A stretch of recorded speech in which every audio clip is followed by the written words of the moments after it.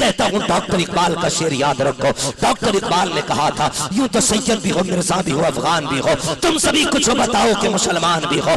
अपनी सबसे बड़ी पहचान इस्लाम है, मुस्तफा की गुलामी सबसे बड़ी पहचान है। इतने बड़े मजमे में आकर के बैठे हो सकता है कोई हाथ उठा के कहे मैं अशरफी हूँ, कोई ये कहे मैं रज़वी हूँ, कोई ये कहे मैं चिश्ती हूँ। मैं तो ये चाहता हूँ इस पूरे मजमे के अंदर अगर पूछा जाए कौन कौन है, सबका एक हाथ उठे और सब ये कहे चिश्ती रज़वी बात में है, हम सब पहले मुस्तफा जाने रहमत से निस्बत की बुनियाद पे मोहम्मदी कहलाते हैं।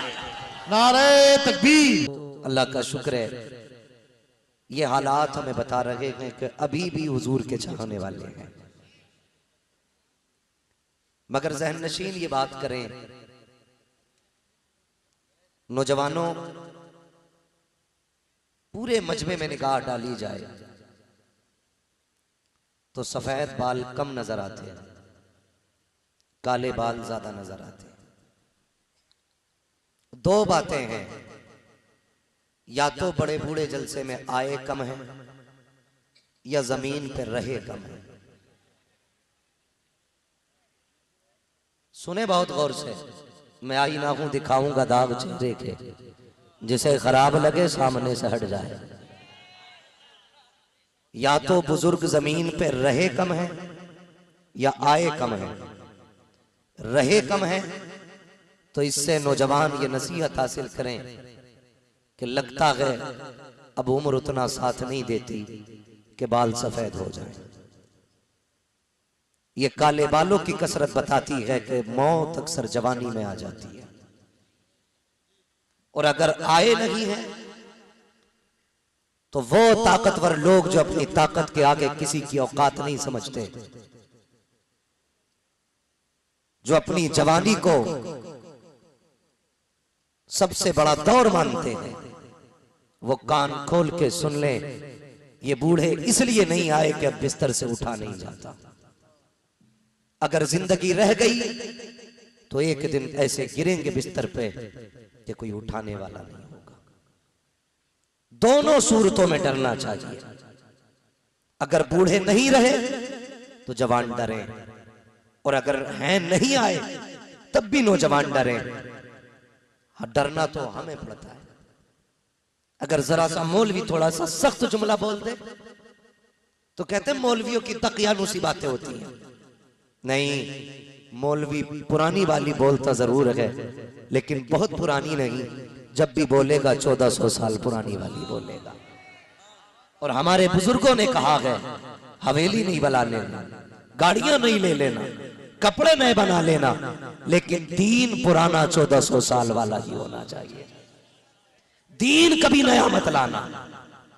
दीन वही हक है जो अबू बकर सिद्दीक को अता किया गया, जो नबी के उमर के पास था, जो नबी के उस्मान के पास था, जो नबी के अली के पास है, वही दीन असल है।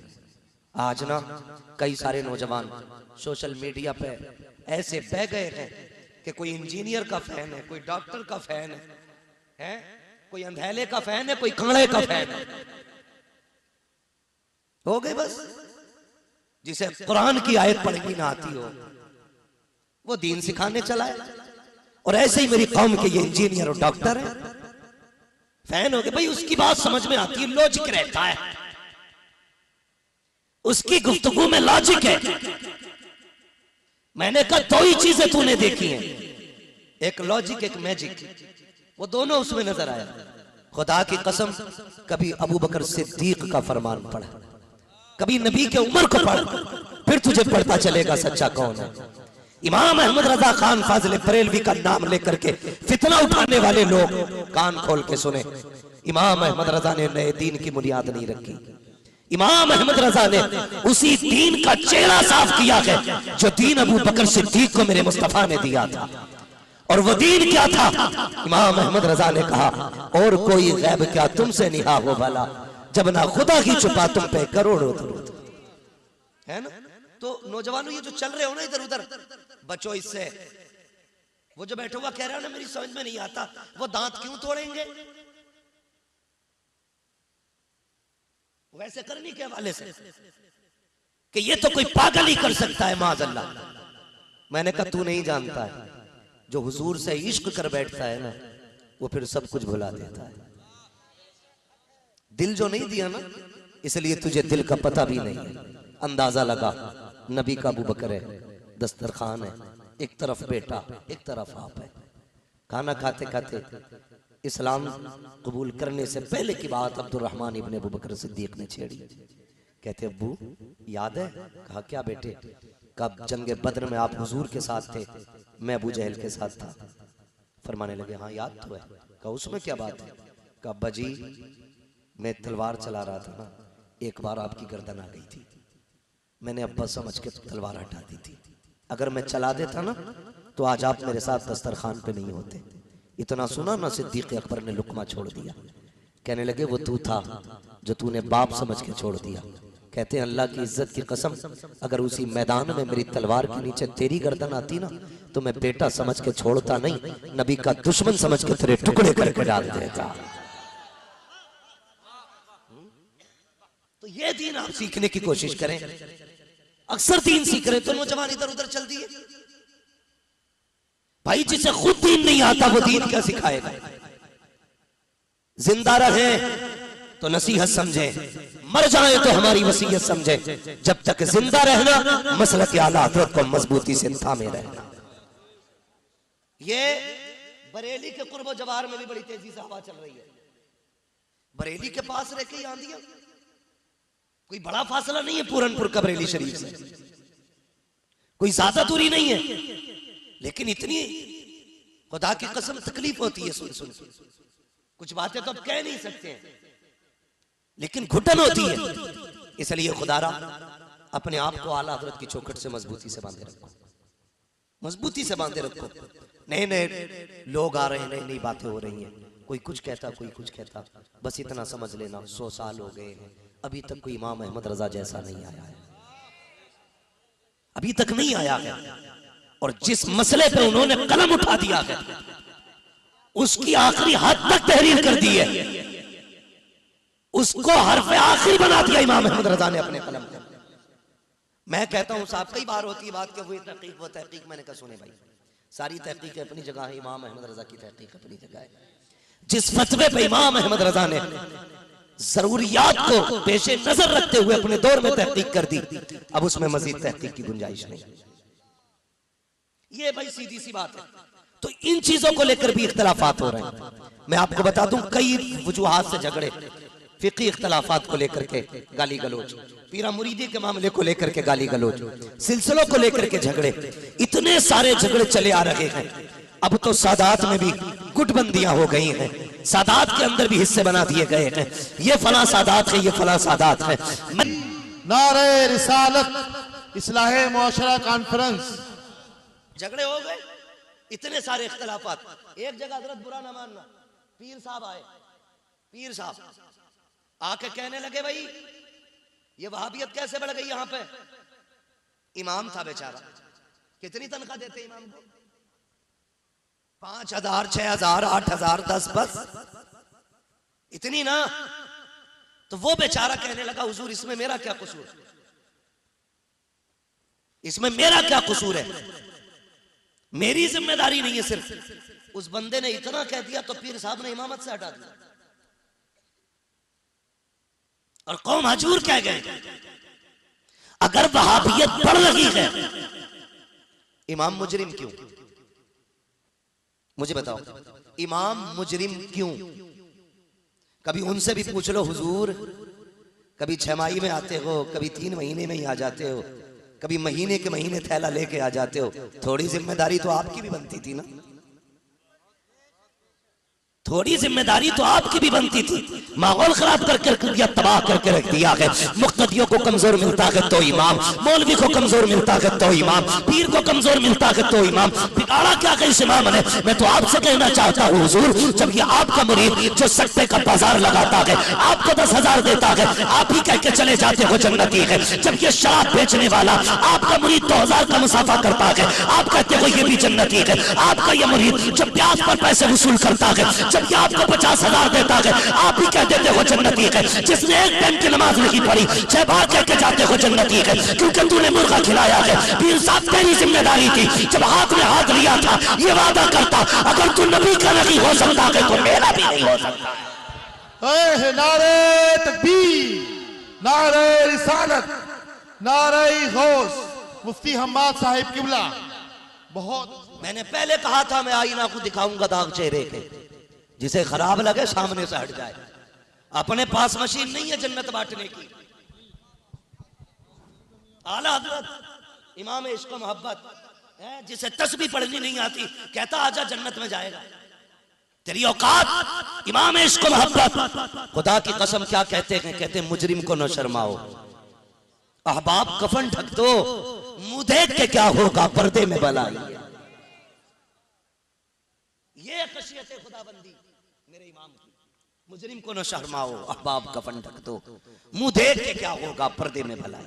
पहली बात तो यह है कि इस झगड़े से बाहर निकलिए। आपसे ये कह के जाऊंगा दुरंगी छोड़ दे एक रंग हो जा, सरासर मोम हो जा या सरासर संग हो जा। मसलक आला हज़रत को मजबूती से थामे रहो। जिसने इसको मजबूती से थाम लिया समझ लेना बेड़ा पार है। कोशिश करें इस बात की, और पीर भी देख लिया करो। मैं कह रहा हूं अगर ये शर्त लगा दी जाए ना कि पीर वो बनेगा भाई जो पहले कुरान सही पढ़ के सुनाएगा, तो कई पीर तो औज़ुबिल्लाह में निकल लेंगे, बाकी बचे बिस्मिल्लाह में। सूरे फातिहा मुकम्मल होते होते मैदान साफ है। तस्बीह लिए बैठा, तकरीर भी हो रही है, तस्बीह भी चल रही है, ढोंग देखो ड्रामा। और हमारी कौम देखो पीर साहब दिल में अल्लाह अल्लाह कर रहे हैं, ज़बान से तकरीर कर रहे हैं। अरे बेवकूफ हो गए क्या भाई? अगर वो दिल में अल्लाह अल्लाह कर रहे हैं, मुंह से तकरीर कर रहे हैं, तो फिर असर नहीं होना है। इसलिए कि बात वही असर करती है जो दिल से निकलती है। दिल से जो बात निकलती है असर रखती है, पर नहीं ताकत परवाज मगर रखती है। तो तस्बीह लिए हमारी कुमाते जाओ, फंसते जाओ, फंस गए। जितना नंगा देखा वहीं गिर गए। अगर पीर आलिम है उसे न मानेंगे, गद्दी का होना चाहिए, भले गद्दी का गधा हो, किसी गद्दी का वारिस होना चाहिए। कह दूं बहुत कड़वी बात मेरे दिल में आ गई, ये कह जाऊं, अल्लाह करे कुछ सुधार हो जाए। जब से ना ये खिलाफत विरासत बन गई है तब से कौम का बेड़ा गर्क हो गया है। जब से खिलाफत विरासतें बन गई तब से कौम का बेड़ा गर्क हो गया। हाँ, आप पूरी तारीख उठा लीजिए। गरीब नवाज हिंदुस्तान में आए, बेटे थे लेकिन अपनी जगह बेटे को नहीं बैठाया, अपनी जगह पर अपना वारिस ख्वाजा कुतुबुद्दीन बख्तियार काकी को बनाया। ख्वाजा कुतुबुद्दीन बख्तियार काकी के अपने बेटे थे, लेकिन अपनी गद्दी अपनी कुर्सी अपने बेटे को नहीं, बाबा फरीद गंजे शकर को दी। बाबा फरीद गंजे शकर के पास अपने बेटे थे, लेकिन अपना वारिस साबिर कलियरी को बनाया। पता ये चला ये विलायत ये तसव्वुफ किसी के बाप की बकौती नहीं, जहां अमल देखा जाएगा उसको पीर बनाया जाएगा। नारे तकबीर, इस्लाहे मुआशरा कॉन्फ्रेंस, ये इसे कहते हैं मुआशरे की, इसे कहते हैं। तो जब से ये चल गई है ना मेरे बाद मेरा बेटा बैठेगा, फिर देखो कैसे कौम की गैरत का जनाजा निकलता है। अक्सर ऐसा होता है बड़े बाप के बेटे पढ़े कम होते हैं, इसलिए कि जैसी बोनी छूटती है फौरन वो हाथ चुमवाना शुरू कर देते हैं। इधर हाथ चुम रखे हैं, मियाँ जिसे मिले यूं वो करे क्यों, जिनकी जूतियां बचपन से उठती हो वो क्यों खाएंगे जाके मदरसों की दालें, क्या जरूरत पड़ी है उनको जली रोटियां खाने की, क्योंकि बाप के साये में ऐशो इशरत की जिंदगियां गुजारते रहे। उसके बाद जब बाप के इंतकाल का वक्त आया उसने कहा दुनिया से जाने वाला हूँ, बेटा कहाँ मिलेगा। जब तलाश किया गया या तो जुए के अड्डे पर बैठा था या यारों की महफिल में शराब के चस्के ले रहा था। पता चला बाप जाने वाला है। जब ये पता चला कि बाप जाने वाला है वही बेटा आके कहता है अब्बा क्या बात है। कहा बेटे ये जो मैंने पूरी मीरास बनाई है, ये जो पूरी सल्तनत बनाई है, इसे संभालना है। कल से बेटे मेरी गद्दी पर बैठना। मैंने आंखों से देखा है जिनकी दाढ़ियां तक नहीं थी आज वो पीर बने बैठे हैं, जिन्हें बिस्मिल्लाह नहीं नहीं आती,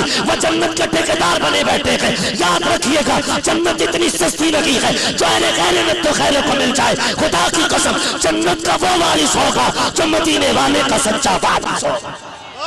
नारे तकबीर, फैजाने मदीना, शान मदीना। तमाशा बना के रख दिया। सबसे बड़ा नुकसान देखा गया जब यजीद बैठा। ये वहां से आप अंदाजा लगा सकते हो, जबकि माज़अल्लाह सदबार माज़अल्लाह हमारा ये नजरिया नहीं कि हजरत अबू सुफियान, हजरत अमीर माविया ये गलत है, नहीं, हुजूर के सहाबी है। और हम बरेलवियों का अकीदा ये है हर सहाबी ये नबी जन्नती जन्नती, ये हमारा अकीदा। तो मैं आपसे बस इतना कहना चाहूंगा, खुदारा देखभाल के हाथ में हाथ दिया। हुबली जाना हुआ, हुबली जाना हुआ सरकार, रोना आता रोना। लोग कहते तकरीर किस किताब से करता है? मैंने किताब दिल के पपोले चल उठे सीने के दाग से, इस घर को आग लग गई घर के चराग से। एक इलाके में जाना हुआ, पता ये चला कि सिलसिलों का इतना बड़ा झगड़ा कि अगर बीवी सिलसिले से, शोहर इससे, तो तलाक 100%। सैकड़ों घर उजड़ गए, बच्चे लावारिस हो गए। ये बचाएंगे तुम्हें जो तुम्हें लड़ा कर चादर ओढ़ के सोते रहे। मुझे बताओ, रब को 40 कामों में सबसे नापसंद काम तलाक है, और आपकी वजह से घर उजड़े जनाब, तो चादर तो छोड़ दीजिए, उरस भी भूल जाइए। मैं कहता हूं ऊपर चादर चल रही होगी, अंदर लठियां चल रही होगी, वो धुनाई होगी, कोई बचाने वाला नसीब नहीं होगा। खेल ना करो, खुदा की कसम हमने बुजुर्गों को पढ़ाया, बुजुर्गों को पढ़ाया। आज तो चुरा चुरा के मुरीद कर रहे हैं, छीन छीन के। फैजी साहब किसके मुरीद हो? कहा से ये ताहिर मियां साहब से बुला के। बेटा का भी वो किसी का नहीं, कब वो मुझे दे दो। कभी दूध पिला कर उंगली डाल देंगे मुंह में, लूट ले, तमाशे बना रखे। ऐसा नहीं होता था। आला हजरत मुरीद होने के लिए गंज मुरादाबाद तशरीफ लेके गए। अल्लामा फजलुर रहमान गंज मुरादाबादी ने क्या कहा था? कहा था अहमद रजा खान तुम्हारा हिस्सा यहाँ नहीं, तुम्हारा हिस्सा मारहरा का ताजदार की चौखट पे रखा हुआ। सुभान अल्लाह, सुभान अल्लाह। ये जिगरे थे इन लोगों के, ये थे इन लोगों के जिगर। इतना बड़ा मुरीद मिल जाता, खानका रोशन हो रही थी, पूरी दुनिया जानती आज, और आज भी जानती है, और 4 चांद लग जाते। लेकिन कहा था नहीं नहीं, तुम्हारा हिस्सा यहाँ नहीं है, अलबत्ता इतना कर लिया जाए, चलो टोपी बदल लेते हैं। जब बुजुर्ग किसी से प्यार करते थे, उसकी टोपी अपने सर, अपनी टोपी उसके सर, ताकि इधर का फैज उधर हो जाए, उधर का फैज इधर हो जाए। गंज मुरादाबादी अल्लामा फजलुर रहमान जानते थे कि जिस महबूब से मैंने इश्क किया है, ये उस महबूब का आगे चल के मदीने में जाके आंखों से दीदार करे। नारे तकबीर, फैजान इमाम अहमद रजा, शान इमाम अहमद रजा, फैजान मारहरा। समझ गए मेरी बात? ये जिगर होते थे लोगों के, इतना बड़ा जिगर। आज तो बच के निकल जा भाई, मुरीद है किसी का कि हाँ कि चल कुछ भी नहीं कर रहा तो वो कर ले, क्या होती है वो? हाँ तालिबी हो जा, कुछ ना तो तालिबी हो जा। हाँ ये कह रहा सोना तो 10 ही दे दे, तालिब हो जा। रे भाई, जब मेरा पीर अख्तर रजा जैसा है, तेरे दर के होते कहां जाऊं प्यारे, तेरे दर से अपना गुजारा करूं। तो मसला ही क्या भाई, घेर घेर के इधर हो जा, बाजार लगा है, सोना 10 ही सही नहीं।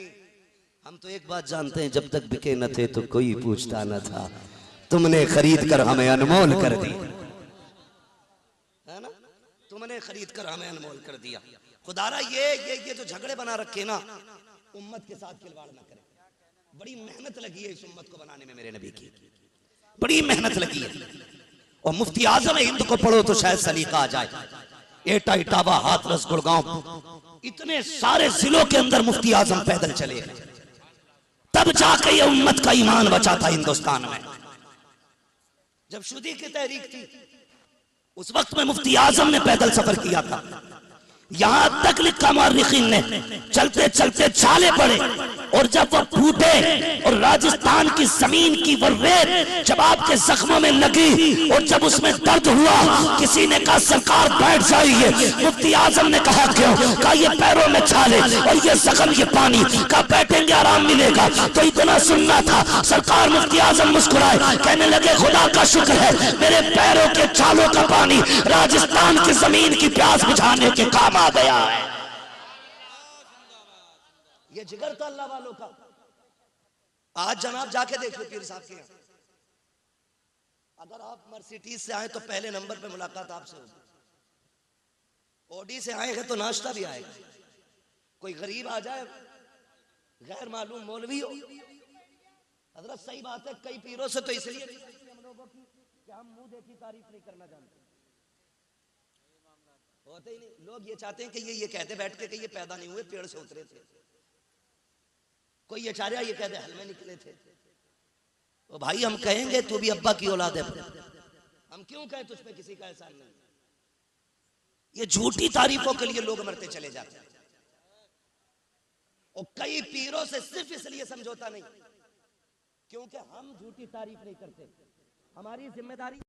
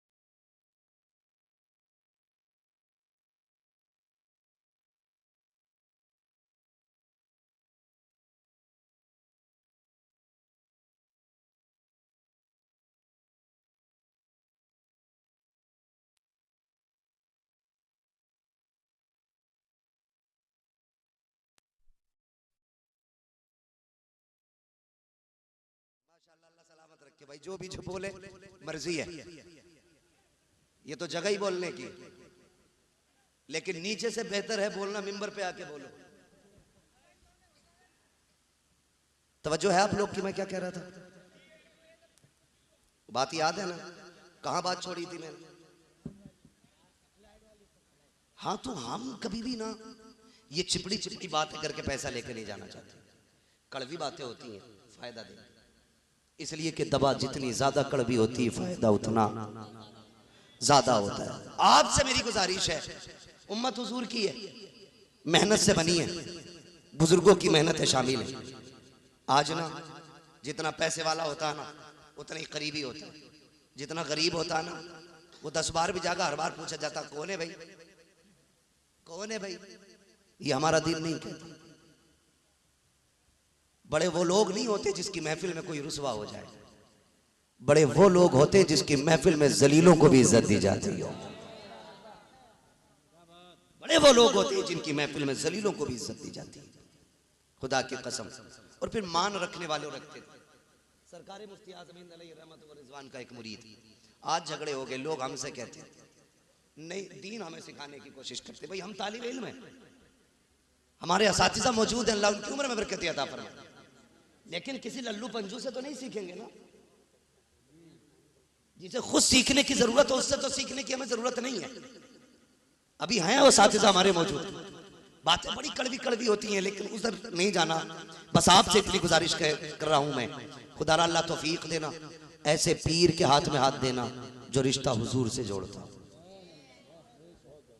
रिश्ता रिश्ता हुजूर से जोड़ता हो, ऐसे बंदे के हाथ में हाथ दो, फिर देखो अल्लाह कितनी बरकत अता फरमाता है। सरकार मुफ्ती आज़म हिंद इतने बड़े बुजुर्ग, इतने बड़े वली कि जब आप वुजू करते थे ना तो लोग पानी वुजू का ले जाते थे, जबकि आपके सौदागिरान ही में ना उस वक्त में कौन से होते सिख का मकान था पंजाबी, तो जब हुजूर मुफ्ती आज़म वुजू फरमाते थे ना तो नाली में बर्तन लगा देता था, वो पानी भर के ले जाता था। लोग कहते थे बेवकूफ है, नाली का पानी भर रहा। उसने कहा तुम नाली देख रहे हो, मैं मुफ्ती आज़म हिंद के चेहरे की दाढ़ी देख रहा हूँ। कहा क्यों? कहा उन्होंने वुजू किया ना तो इससे पानी लग के गिरा। कहा क्या करेगा? उसने हंस के कहा था कि जब तुम बीमार होते हो, बच्चों को हॉस्पिटल लेके जाते हो, मेरे घर में कोई बीमार होता मैं ये पानी पिला देता हूँ, मुझे इस पानी के होते हुए किसी दवा की जरूरत ही नहीं पड़ती है। अल्लाह ने इतनी बरकतें दी थी इनके कदमों में, ये बरकतें थी इनके कदमों में। अल्लाह ने ये तकवे के बाद करामत का नूर बख्शा था। हाँ, ये करामत का नूर था। लड़ाओ मत, कयामत के दिन इससे शान ऊंची नहीं होगी शजरा किसका लंबा है, पार्टी किसकी ऊंची थी। कयामत के दिन इस बात से सर ऊंचा होगा किसने हमारे दीन की सही खिदमत की थी। और याद रखिए, आप अपने हिस्से का काम कीजिए। पीर साहब, दिल फेरने का काम तो अल्लाह का है, जिधर चाहे उधर फेर देता है। सरकार ताजुश शरिया अलैहि रहमत व रिजवान के दौर में लाखों पीर भी बैठे होते थे, तो जब ताजुश शरिया का गुजर होता था तो दिल सबके अख्तर रजा ताजुश शरिया की तरफ होते। कौन करता था? कौन करता था? ये अल्लाह करता था। आपसे भी कुछ बात कह जाऊं, आप भी इतने बेवकूफ ना बने कि किसी सिलसिले के नाम को लेकर के आपस में लड़ जाए। रज़वी, कादरी, चिश्ती, हशमती, बरकाती, साबरी, ये जितने भी सिलसिले हैं जो मुत्तसिल हैं, ये सारे दुरुस्त हैं, इनकी निस्बत खराब नहीं। पहले गौर करना, हो सकता है कल को चिपका दे। निस्बत खराब नहीं, अलबत्ता किसी किसी चैन में कोई कोई कड़ी बड़ी खराब है। किसी किसी चैन में कोई कोई कड़ी बड़ी खराब है। वो कड़ी की खराबी क्या है? कहते हैं जी हमारे हो गए तो उनसे बात ना करना, और देखे रहना मोहम्मद अली किधर जा रहे हैं, पीछे से पंचुल्ला छोड़ दिया। जहां देखा फैजी साहब कहा हाँ, कि ताहिर मियां के मुरीदों कहा हाँ, का इधर कैसे का वजूर से कहूंगा। अल्लाह अकबर, ये खयानतें चल रही हैं। फिर पीर साहब का फोन आता है, आज के बाद हमारे यहाँ नहीं आना, तुम हमारी खानका के होते हुए फला खानका में कैसे चले गए थे। अगर इसी को दीन की खिदमत कहते हैं, खुदा की कसम अगर ये हकीकत दीन की होती तो दीन मदीने से अजमेर नहीं आता, अजमेर से हिंदुस्तान में नहीं फैलता, हिंदुस्तान के घर घर में नहीं होता।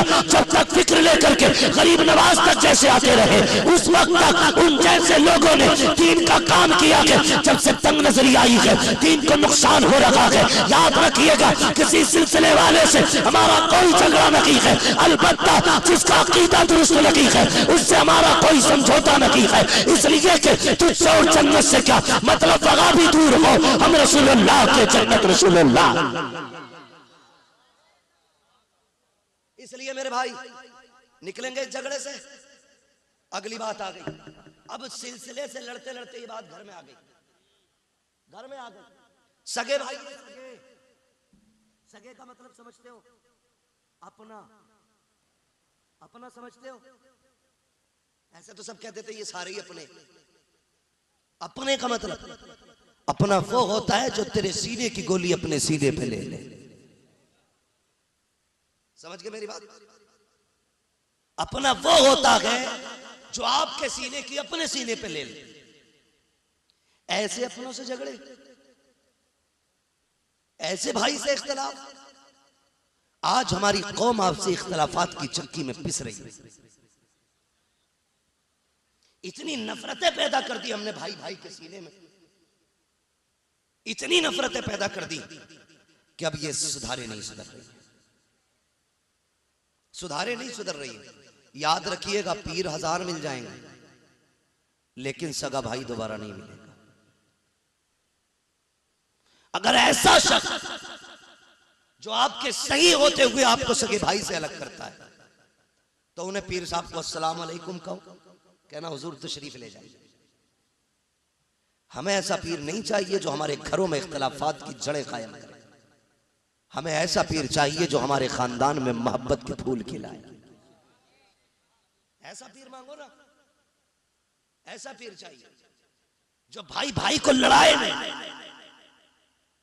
ऐसा पीर चाहिए जो भाई को भाई के साथ जोड़ दे। और मैं सलाम करता हूं आप लोगों की अक्लमंदी को। किसी के भी कहने पे हमारे हो तो उससे बात मत करना, या तो अपने भाई को भी मेरा मुरीद कराओ वरना तुम भी उसे अलग कर दो। ये बातें जो करते हैं ना, ये ना करना। ऐसे लोगों से बच के रहिएगा, बच के रहिएगा। मैं आपसे पूछना चाहता हूं, पीर ने कहा छोड़ दो उसे क्योंकि वो हमारा नहीं, वो फला मियां का मुरीद है। जानते हो भाई, ये अपने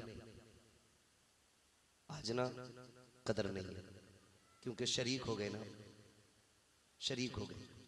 बचपन में जब सगे भाई थे ना, एक छोटा एक बड़ा, तो अगर पहले बड़ा स्कूल से आ जाता था, छोटा आधा घंटे बाद आता था, माँ खाना करके देके कहती थी मेरे लाल खा ले।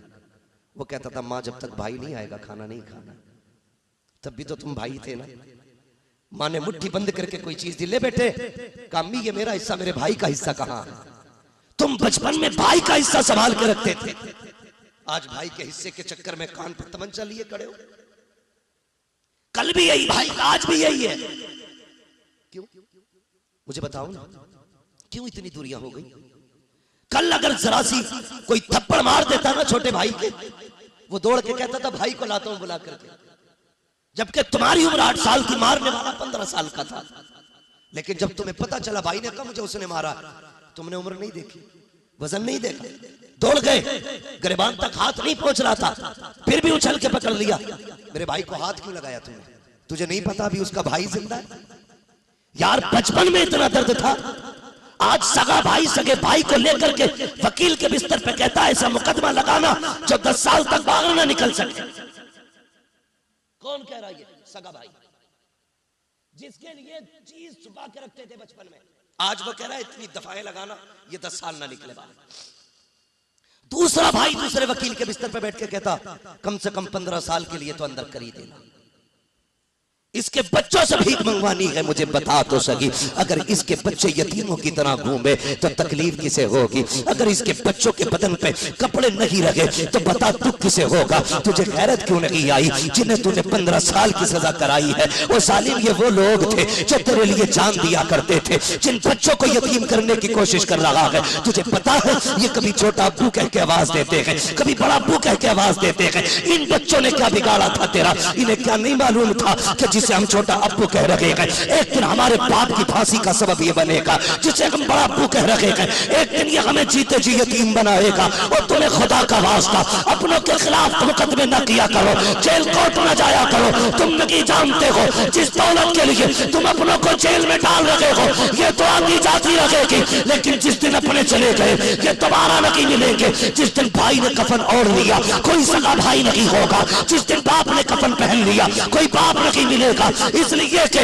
दौलत को पैसों से कमाया जाता है, मेहनत से हासिल किया जाता है, लेकिन अपनों को खुदा नसीब से अता फरमाया करता है। अपनों की कदर किया करो, कदर किया करो। वो बड़े खुश होते, बड़े खुश होते। विलादत की खुशी में रिजवान भाई ने बेटे की इतना बड़ा प्रोग्राम किया। चलूं आगे, थोड़ी सी बात, थके तो नहीं है अभी? जितने लोग सुनना चाहते हैं वो कहते हैं या रसूल अल्लाह। अल्लाह सलामत रखे। ऐसा लग रहा है जैसे जलसा भी शुरू हो रहा है। अल्लाह आपको सलामत रखे, आपके जज्बात को सलामत रखे। हालांकि मेरी बातें बड़ी कड़वी रहती हैं, बर्दाश्त कर रहे हैं। इसका मतलब यह कि हक कबूल करने का भी मलका बाकी है हमारी कौम में। अभी हमारी कौम खुदा की कसम मुर्दा नहीं हुई है। जिस दिन ये मुर्दा हो गई सच्ची बातें छोड़ना छोड़ देगी। अल्लाह आपको सलामत रखे। बहुत गौर से मेरी बात सुनिएगा। मैंने क्या बात कही? सगा भाई सगा होता, अगर किसी के खेत में 1 इंच ज्यादा चली गई उस पे मुकदमे की जरूरत क्या है? खेत के अक्सर झगड़े होते हैं, मैंड काट रहा तो वो नीचे नीचे पता नहीं किस स्टाइल से काटते, ऊपर से दिखती नहीं मैंड, पानी लगता वो लौट जाती है। कहता पानी से गिर गई और फिर जहां तक मन चाह बढ़ा दी। तो पहले चोरी करने वाले सुने, अगर किसी की इतनी सी भी बढ़ा दी ना, इतनी सी, अल्लाह 7 जमीनों की मिट्टी खुदवाएगा, वो गठरी बना के सर पे कयामत में रखी जाएगी, पीछे आग का कोड़ा होगा लेके चली से। चूटी का सुराग देखा है? कभी कभी इतनी मिट्टी डाल देती है वो निकाल के, वो 7 जमीनों की होती है, नहीं वो 1 फीट 2 फीट की मिट्टी होती है। 7 जमीनों की मिट्टी जिस दिन खोदी गई ना, कलेजे फट जाएंगे, कलेजे। होश में रहना, इतनी सी नहीं, किसी की बाल बराबर भी नाजायज दबा के मत जाना। पता चला अब्बा 3 बीघे एक्स्ट्रा जोत रहा था, और जब इंतकाल हुआ तो बेटे ऐलान कर रहे हैं, मेरे अब्बा पर किसी ने सितम किया हो, किसी पे सितम किया हो, माफ कर देना। क्यों? सितम तेरे बाप ने किया, माफी तू मांगेगा? भाई गलती की है, खुद माफी मांग ले, वरना कोई बचाने वाला नसीब नहीं होगा। दिल तुमने दुखाया है, माफी तुम मांगो। भाई थप्पड़ मैं मार जाऊं इनके, मेरे बाद मेरा बेटा के मेरे अब्बा की तरफ से मैं माफी मांगता हूं, तो सामने से थप्पड़ मारने का काम है भाई, थप्पड़ का बदला तो फिर थप्पड़ ही है ना, मार दिया फिर लठियां चल जाती। हालात ऐसे हो गए कि बंदा गुनाह को गुनाह समझ रहे थे।